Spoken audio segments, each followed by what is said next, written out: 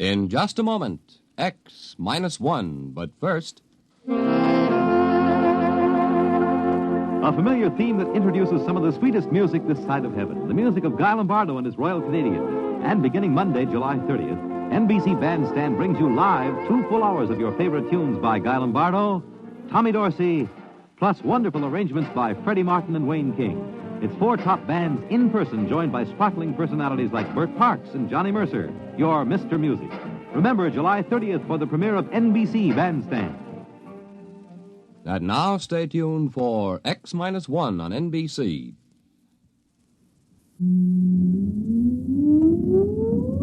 Countdown for blast-off. X-5, 4, 3, 2, X-1, fire.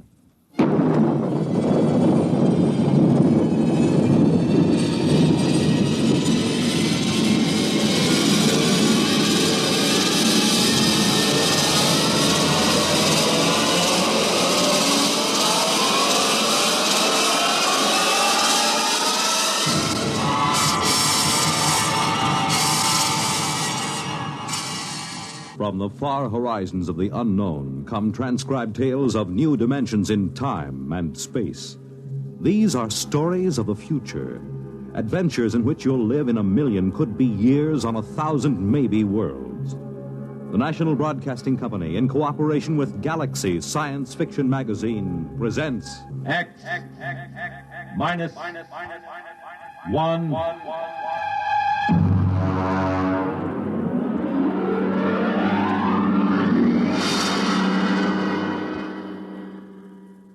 Tonight, The Stars Are the Styx by Theodore Sturgeon.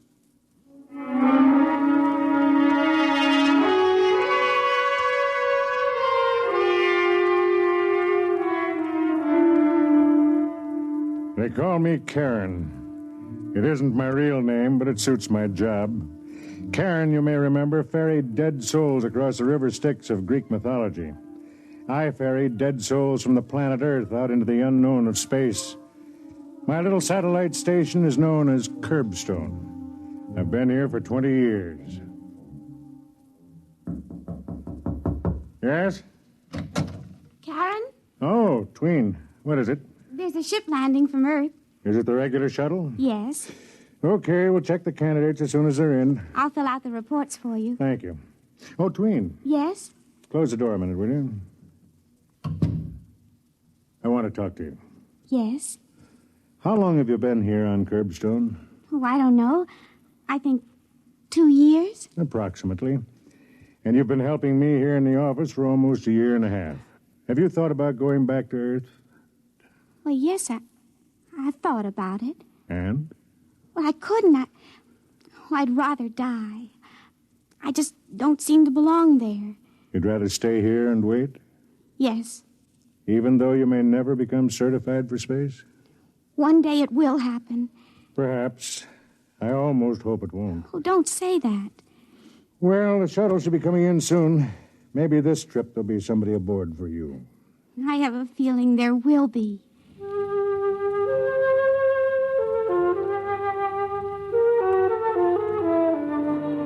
I suppose I ought to explain a little about Curbstone at this point. We're a stopping point. Well, a jumping-off place would be more accurate. We get people from Earth who, for many reasons, cannot remain there. Some are antisocial, criminals of a sort. Some are misfits, individualists who cannot adjust to the rigid standardization. Some are just different, people who are physically different and who have been ostracized as a result.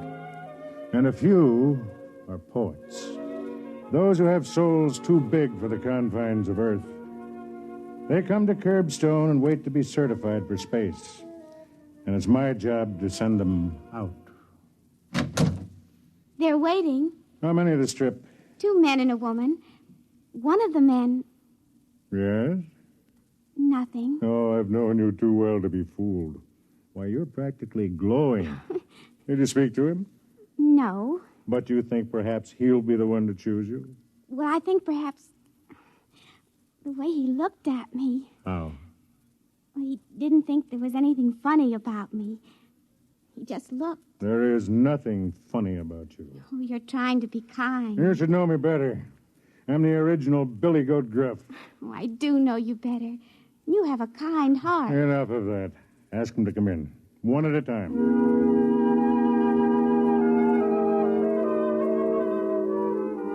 I watched her walk to the door, and I thought she was beautiful. She was, but not in a way acceptable to the eugenics department back on Earth. Tween was an albino. She had silver skin and hair, and ruby-colored eyes. If I hadn't been such an old, fat fool. This way, please. Thank you. This is the senior release officer. He'll check you in. Thank you, miss. Your name, please. Well, don't you know it? No, I'm afraid I... Judd! Good Lord. Hello, friend. Judson, after all these years. I understand they call you Karen. Yes. Well, good. I'll call you Karen. Well, what in the name of misery brings you to Curbstone? Oh, I'm a candidate. But you, of all people, you had a good position and enough money. You didn't get into trouble, did you? Oh, the sort. Of what sort? When I was your student at the university many years ago, you taught me to enjoy my individuality. I tried to teach my students the same thing. The authorities wouldn't stand for it. I see. So I decided to take my chances in space. Are you aware of the risk? Well, not fully, or I probably wouldn't be here. Well, then let me acquaint you with the procedure here on Curbstone. Look out that window. What do you see? It looks like a spaceship on a launching platform. Exactly. That ship is aimed at the outer galaxies. It has enough fuel to reach its destination and land, but not enough to come back. I see. The people who come here to Curbstone have to be certified before they can take off in one of those ships. Well, how does one go about being certified? There are 3 requirements. You must pass a physical examination and a mental examination. And the third? You must find an agreeable partner for the trip. A partner? A partner of the opposite sex who is willing to share her life, or death, with you from now until eternity. That could be rather difficult. When the Earth authorities agreed to Operation Curbstone, it was decided that it would be a method of colonizing the outer galaxies with Earth people. Therefore, these ships are built to carry 2 people.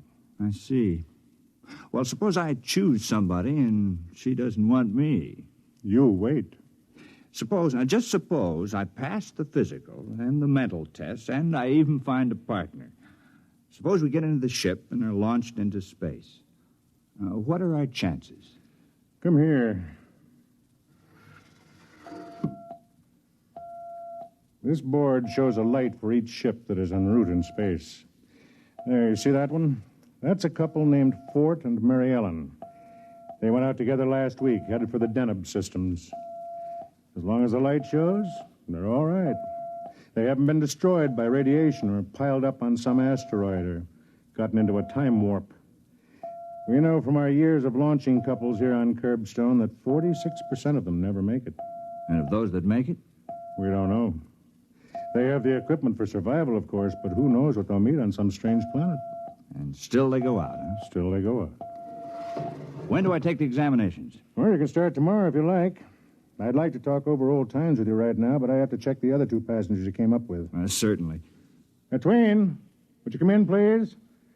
Tween assists me here. She, too, is waiting to find a partner for the trip. Yes?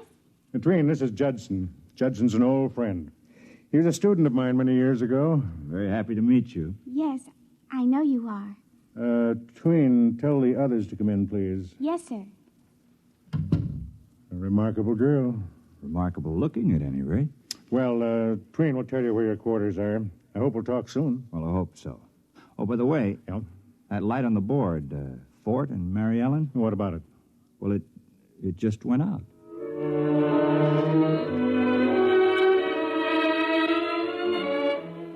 I was happy to see Judson. My memories of our association were pleasant ones. As he left, the other 2 passengers came in. The man was young, dark-haired, and slick-looking. His name was Wald. The woman, well, she takes some describing. Her name was Flower.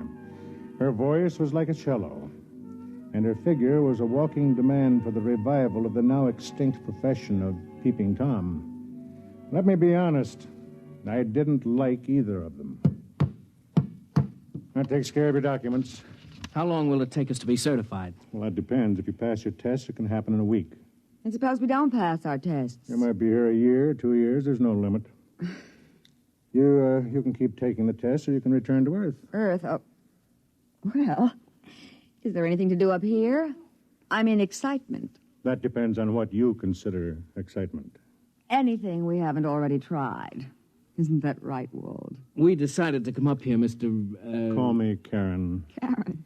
How quaint. Anyway, we decided to come up here because we were bored with the routine on Earth. You're aware of the risk involved? You mean we might not make it? Well, that's life, isn't it? Well, for some. For others, it's death. I don't like that kind of talk. You'll attend an orientation session tomorrow. I'll have my assistant show you to your quarters. Twin. Yes? Come in, Twin. I want you to meet Flower. How do you do? And Wald. Well, Curbstone is exciting already. Something different, darling? Oh, shut up. This is Twin. She'll show you where you live. Oh, a pleasure. A distinct pleasure.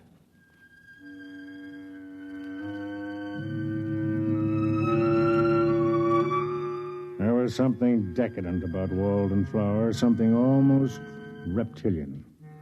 I couldn't believe that these two would ever step into a ship and risk the trip to space. Of course, I could be wrong. Boredom drives people to risk many things. At the session the next day, I watched my 3 new arrivals. When it was over, I stood talking to Judson. Well, still want to go out? Yes. Picked out a companion yet? Oh, yes.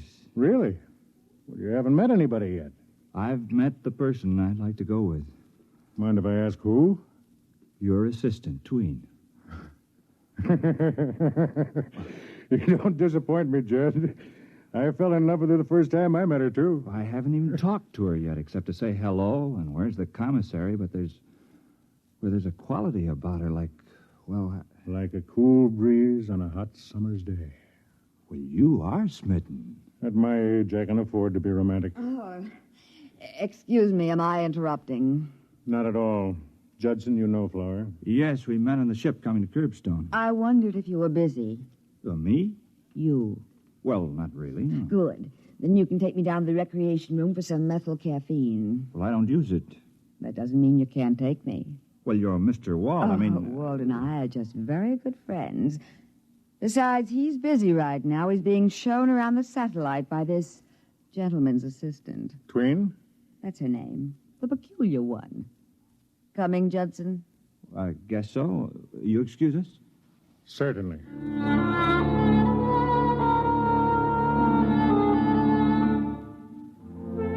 When I saw Tween the next day, there were stars in her eyes.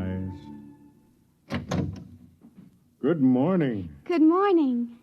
You're laughing. Am I? Your eyes are. I'm happy. Good. I think it won't be long now Before what? before I'm certified. Oh, I've met someone who really likes me. I see. Can you guess? No, who is it? Well, you know the dark-haired young man who came in yesterday with your friend Judson? Wald? Mm-hmm. We went down to the ship together, and he asked a lot of questions about it, and then we started to talk about us. He says he's wasted his whole life flitting from one diversion to another. Really? Now he says he's looking for something with some meaning. You like him? He isn't afraid of me.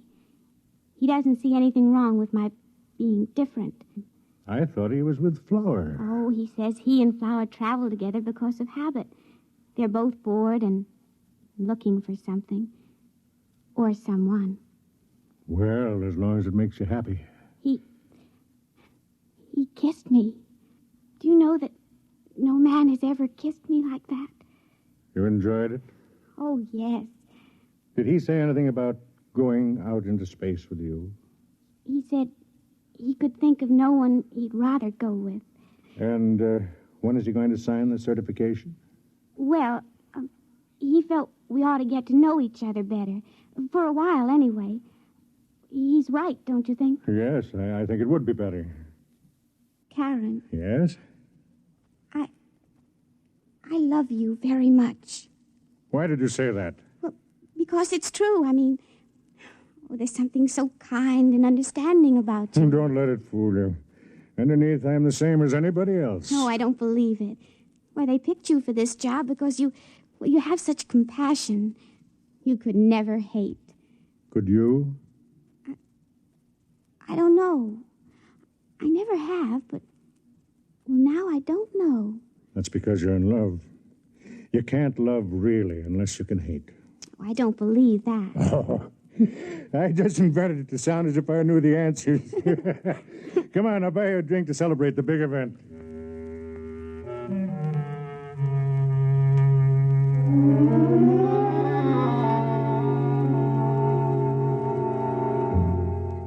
I watched her sip the drink, the tones of her skin coming and going with the pulse of her blood.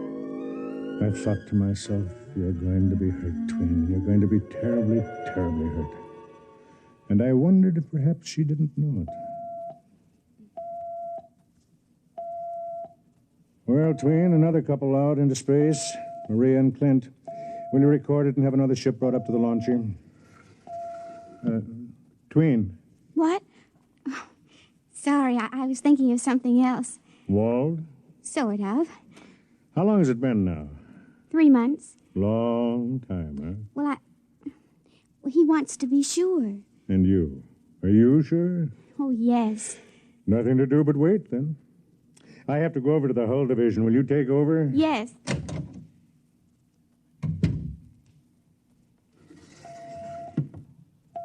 Sometime I, too, will be speeding through space, and I'll be a tiny light on this board.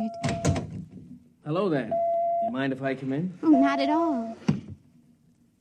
Where's Fatso? Karen? Oh, he isn't that fat. He's fat enough. Where is he? He went over to the hull division. This is a nice layout. Would you come to see me or the layout? You know I came to see you. Matter of fact, I wanted to talk to you about something. Well? The party tonight at the rec center. Well, what about it? We're going, aren't we? I can't make it. Was something wrong? I'm meeting somebody else. Oh. Flower. I see. Oh, come on, now don't look so hurt. Flower and I have bummed around together for years. Well, I thought she and Judson... Oh, don't be ridiculous. Well, they spend all their time together. Oh, you don't know Flower. She likes to experience new things. When they get to be old, she tosses them away. All except me. And you? Do you like to experience new things and toss them away? Look, I'm sorry, Tween, but it's just the way I am. Like Flower. Like Flower. We're two of a kind. Would you do me a favor? Why not? Make it a clean break. Don't try to see me again or tell me any more lies, even though I want to hear them. Okay. And thanks. Thanks. For these 3 months, even though they've been make-believe. At least I've had them. Well, I'll see you around. Yeah. I'll see you around.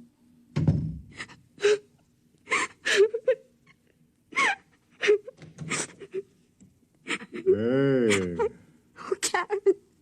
Karen. Oh, no. Just let him flow. He doesn't care about me. He never has. I know. And he's going back to Flower. I know. I saw him leaving. Oh, what'll I do? He's the only one who ever wanted me. No, not the only one. Now there are two of us.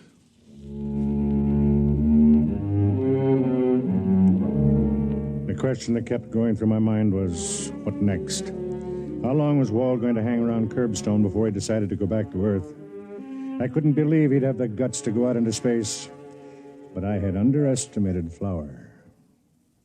Well, the prodigal returns. Don't make funny remarks. Tell me, darling, what brings you to my room at this late hour? Could it be that you miss me? Or has little Miss Tween given you the heave? Shut up and give me a drink.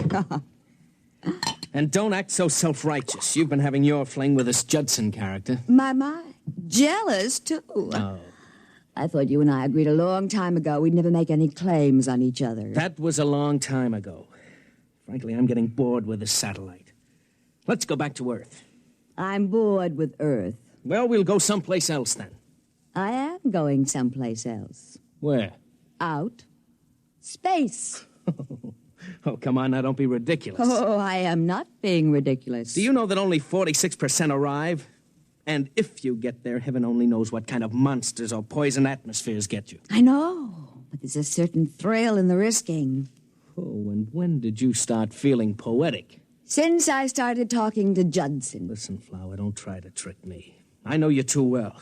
You're 100% too selfish to risk your pretty skin for some poetic feeling. Well, listen to me. You and I have been together for years. We're very much alike. Now I'm telling you that I intend to go out. I want you to sign my certification and come with me. You're mad. No. I think maybe if we get away from everything out there, we'll find each other. Oh. We'll have a chance to love and be decent like ordinary human beings. Oh, well, don't you see? We've been destroying ourselves for years. We're getting older now. Please try to see it. A clean start, a new life, huh? Well? This fella Judson has really been filling your ear, hasn't he? He's a kind person. He doesn't think I'm worthless. You kill me, girl. Walt, will you come with me? No. If you want to wreck yourself, go ahead. And who, pray tell, thinks enough of a cheap character like you to sign her certification? Judson. What? He said he would go out with me. And I intend to go.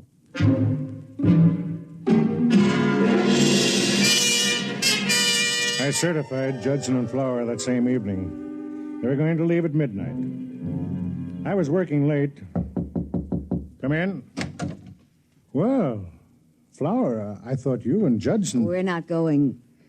At least, I'm not. Oh? Judson decided he didn't want me along. He did? Here. He left this note for me. The story of my life. Nice girl, but who wants to marry anybody like that? Let's see. I'm going alone. Don't try to stop me. It wouldn't work. I'd always look down on you, Judson. It doesn't sound like him. Sounds like every man I've ever known. Except Wald. Wald doesn't judge me. Except Wald. Where's Judson now? Locked in the ship. He's leaving at midnight. 3 minutes. Listen, you wait here. Where are you going? To see if I can reach that ship before it's too late.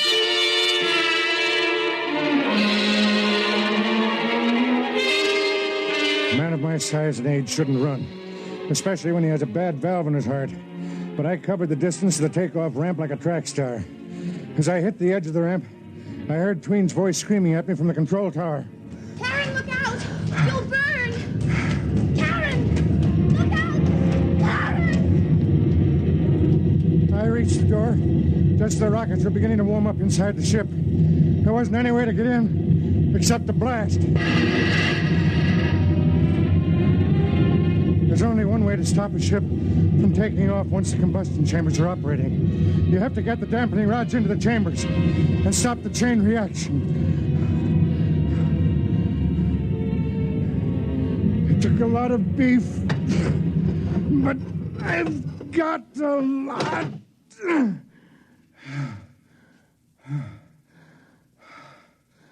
I looked around the control room of the ship. Judson was strapped into the pilot's chair. The controls were preset for automatic takeoff. I went over to him. He was dead.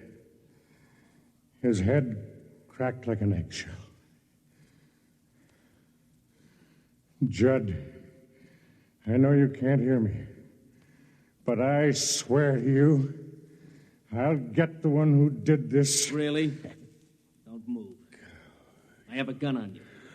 Wald, you're a pig. You're a living human pig. Thanks for the compliment. To take the life of a man whose only act against you was that he wanted to help Flower? I can't afford to lose Flower. Don't you think you've lost her already? Not at all. She thinks Judson is going out into space without her. Oh, I knew he wasn't capable of writing a note like that. It doesn't matter. Just how do you expect to get away with this? Quite easily. Judson isn't going out alone after all. Meaning? He's going to have a companion. You. It won't work, Wald. Once the ship is headed for the stars, there won't be a shred of evidence. Okay. You've got it all figured out. That's right. Now turn around. You have the gun. All I've got is this. Stop it! Drop it! Fat men can move amazingly fast, Walt. What are you going to do? Do? Nothing much. I'm just going to certify you, Walt. What? For a flight into space.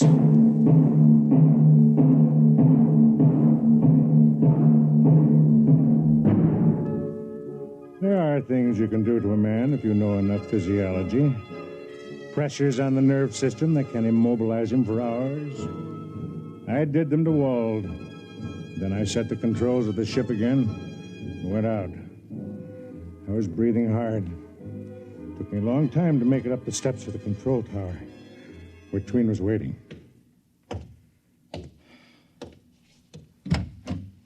Karen. Oh, Karen, I was so worried. I thought you'd be burned. And then when Wall went I'm in... okay. Let me sit down a minute. What happened? Nothing much. I had to stop Judson from leaving alone, that's all. But why? Well, Wald decided to leave with him. What? That's right. He finally repented. He knew that if he stayed around, he'd just make you unhappy again. And so he asked me to stop Judson until he could join him. You mean he did... Any second now. There go the engines. He had a spark of decency in him after all. I knew it. Yes. In a way, he's a sort of hero. The ship is trembling now. There they go.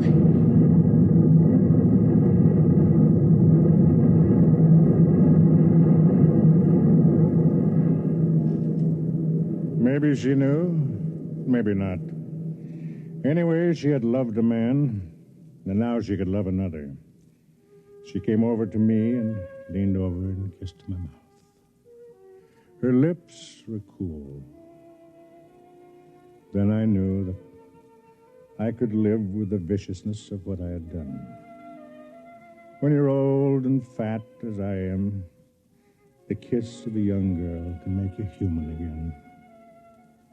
They call me Karen. They forget what it feels like to be denied two worlds instead of one. And they forget something else, too. Karen was more than a boat pilot. He was an executioner.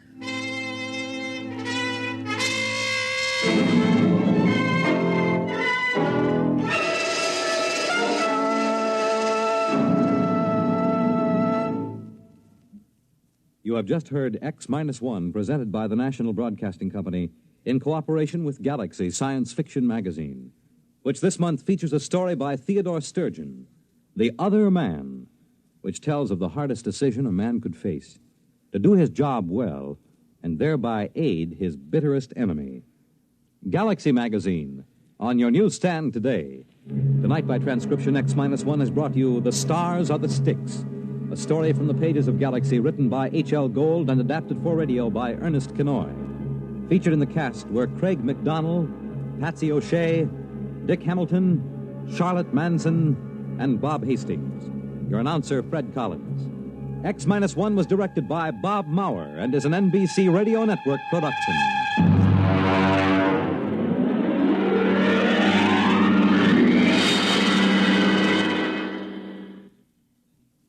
The music of Freddie Martin, live weekday morning starting Monday on NBC Radio.